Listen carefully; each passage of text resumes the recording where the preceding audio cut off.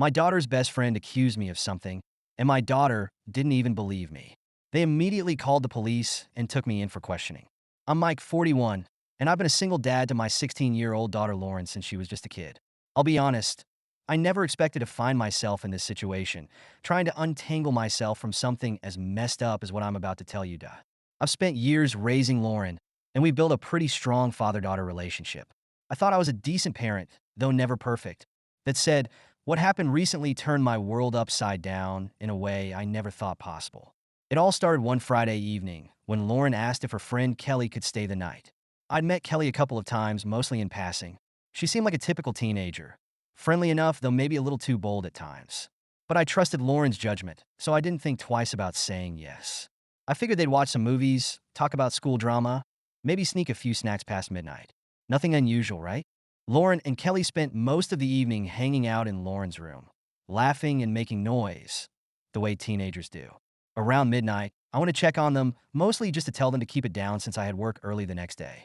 When I knocked and peeked in, they were both sitting cross-legged on the bed, phones in hand. They just waved me off, laughing and rolling their eyes like I was the world's biggest annoyance. It was normal, so I left them to it. After a while, I went to bed, figuring that was the end of it. At some point in the early morning, maybe around 2 a.m., I woke up and thought I heard someone moving around downstairs. I assumed it was Lauren getting a glass of water or something, but just to be sure, I got up and headed to the kitchen. When I got there, I was surprised to see Kelly standing by the fridge. She was dressed in one of those oversized t-shirts that teenagers seem to live in, looking slightly nervous when she noticed me. Hey, couldn't sleep? I asked, trying to keep things casual. Kelly shrugged, giving me a small, shy smile. Yeah, I guess. Sorry if I woke you up, she said. I shook my head, saying it was fine, but then something about her demeanor struck me as odd. She lingered a little longer than I expected, just standing there in the dimly lit kitchen. I couldn't put my finger on it at first, but there was this look in her eyes, kind of a focus or intensity that felt out of place. Is everything all right? I asked. She hesitated for a moment, biting her lip in a way that felt almost too deliberate. Then, to my utter shock, she stepped forward, closing the space between us. Before I could fully process what was happening, she reached out, brushing her hand over my arm and leaned in, her face alarmingly close to mine. Kelly, what are you doing? I asked, my voice barely more than a whisper, trying to keep calm, even though my mind was racing. She looked up at me, her expression shifting from hesitant to almost determined. Then she leaned in even closer, her hand sliding up my arm. I pulled back immediately, raising both hands in a defensive gesture. Kelly, this is completely inappropriate, I said, stepping away from her, my tone sharper than I'd intended. She stared at me, and for a second, I saw something flash across her face. Anger, maybe hurt. It was hard to tell. She quickly dropped her gaze, mumbled a soft sorry, and shuffled back toward Lauren's room without another word. I stood there in shock for a long moment, trying to wrap my head around what had just happened. Eventually, I went back to bed, convinced it was some weird, misguided attempt at I don't even know what. I chalked it up to teenage confusion, hormones, or something I didn't understand. But I was certain that it was over, or so I thought. The next morning, things were tense. I could feel it hanging in the air between me and Kelly. Even though she barely made eye contact with me, she left pretty early, mumbling a quick goodbye to Lauren without looking my way. I felt relieved, figuring that she was just embarrassed, and that would be the end of it. A few days later, everything came crashing down. I was in the middle of a routine day at work when my phone started buzzing nonstop. Texts from Lauren, missed calls from numbers I didn't recognize, and a voicemail from the school counselor, all demanding my immediate attention. I felt a pit form in my stomach as I listened to the voicemail. Apparently, Kelly had accused me of inappropriate behavior. I could barely believe it. The words felt surreal, echoing in my ears as I tried to process what I was hearing. I kept thinking, this can't be happening, but it was. I raced home, my mind in a complete frenzy. Lauren was in her room, crying, refusing to look at me. She'd heard from Kelly and was upset, angry, confused, everything, all directed at me. It was like a nightmare. Dad, how could you? She asked, her voice breaking. I tried to explain, to tell her what really happened, but she was barely listening. Kelly had told everyone her version of the story, painting me as some kind of predator who had made a move on her in the middle of the night. She claimed I had tried to kiss her, that I'd made her uncomfortable, that I'd crossed every line. And because she was Lauren's friend, Lauren believed her without question. I spent hours trying to explain to Lauren, telling her exactly what happened. I could see how much she wanted to believe me, but Kelly was her friend, and the doubt lingered in her eyes. It hurt more than I could put into words, knowing that my own daughter thought I might be capable of something so vile. Then things escalated further. The school got involved, and suddenly it wasn't just between me, Lauren, and Kelly.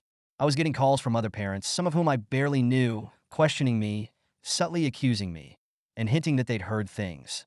Word had spread fast, and the story seemed to grow with each telling. Days turned into weeks, and I felt the weight of every stare, every whisper. Parents in the neighborhood started avoiding me. People who used to wave or nod in my direction acted like they didn't even see me anymore. It was like a dark cloud had settled over my life, and there was no way to shake it off. I decided to reach out to Kelly's parents, hoping that they might understand.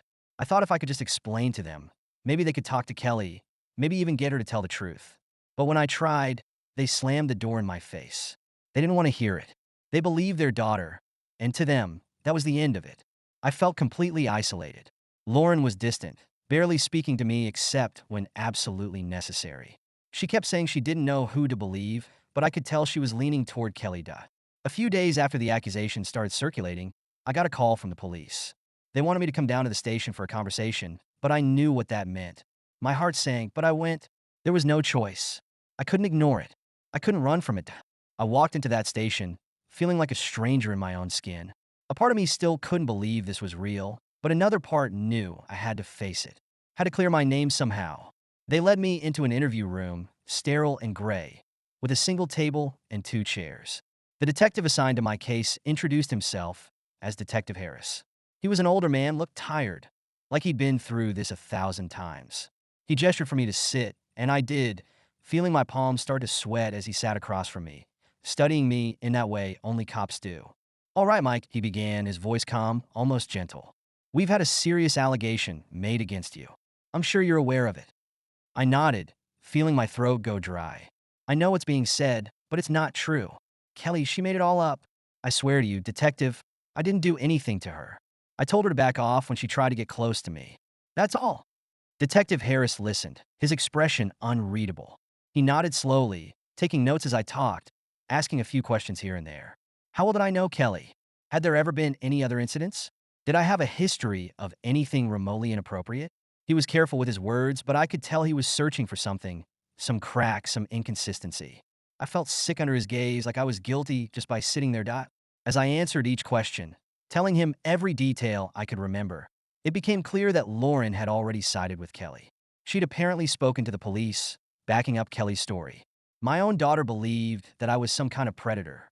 The realization hit me hard, a weight settling deep in my chest. Lauren had looked me in the eye just days ago and chosen to believe her friend over me, her own father. Detective Harris eventually closed his notebook and looked at me with something almost like sympathy. "Mike, I have to tell you something," he said, his voice softening. "This isn't easy, but the evidence doesn't lie. We've been talking to people who know Kelly, and it seems there's a lot more going on here than what you've been told." I stared at him confused. "What do you mean? What are you saying?" He didn't answer right away. Instead, he gave me a look that felt almost like pity. Then he spoke the words that changed everything. "I think you're not the one who needs to be worried.